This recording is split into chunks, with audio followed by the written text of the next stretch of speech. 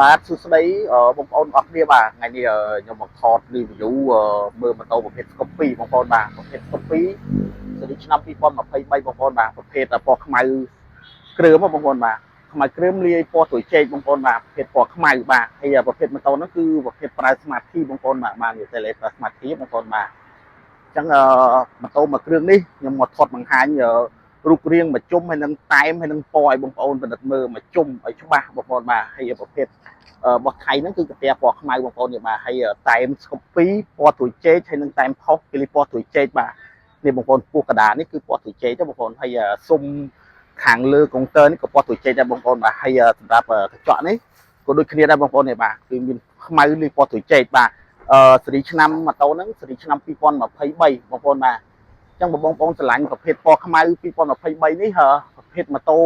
ប្រើ Smart Key វ៉ាន់ថៃប្រភេទกระดาษពុនបងប្អូនបាទនេះទម្រាំចូលមកថ្មីបាទអញ្ចឹងទម្រាំចូលថ្មីគឺខ្ញុំថតវីដេអូជូនបងប្អូនមើលតែម្ដងបងប្អូនបាទហើយបងប្អូនមើលមកជុំតែម្ដងបងប្អូនបាទហើយក្លុកកលៀតខ្ចៅអីគឺនៅ color 7ពណ៌ទាំងអស់បងប្អូនខ្លះកោស៊ីម៉ាំងអី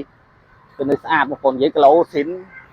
គីឡូដល់5000គីឡូបងប្អូនបាទគីឡូម៉ូតូមួយគ្រឿងនេះតែ3000គីឡូជាងបងប្អូនបាទហើយក៏មានតាមជួកូដពណ៌បាទយើងអាច scan មើលពណ៌បានបងប្អូនបាទតែម៉ូតូនោះស្ងោពណ៌ឬក៏ពណ៌ស៊ីនយើង scan QR code មក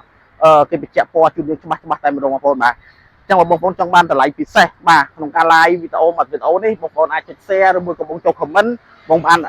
នឹងទទួលបានតម្លៃពិសេសបងប្អូនបាទហើយតម្លៃខ្ញុំលក់ជូនបងប្អូនតែ$2350ទេបងប្អូនបាទ free ផ្លាកលេខតតាញៀនបានបងប្អូនខេត្តឡើងភ្នំពេញមានកាដូមានកាមេរ៉ាជើង free ប្រេងកាឡេ free ប្រេងម៉ាស៊ីនឲ្យបងប្អូនមកឈុតតែម្ដងបាទចឹងបងប្អូនចាប់អារម្មណ៍ចង់បានប្រភេទម៉ូតូល្អធានាលើគុណភាពបាទធានាលើតម្លៃហើយមានសេវាជួសជុលខែម៉ូតូឲ្យបងរយៈពេល2ឆ្នាំទៀតបងប្អូនបាទចឹងបងប្អូនចាប់អារម្មណ៍ចង់បានបងប្អូនអាចចាក់ចុងចូល page ឬបងប្អូនអាចតម្លាក់លេខទូរស័ព្ទចូល page មួយមកក្រុមការងារយើងខ្ញុំឯកសារជូនបងប្អូនតែម្ដងបាទ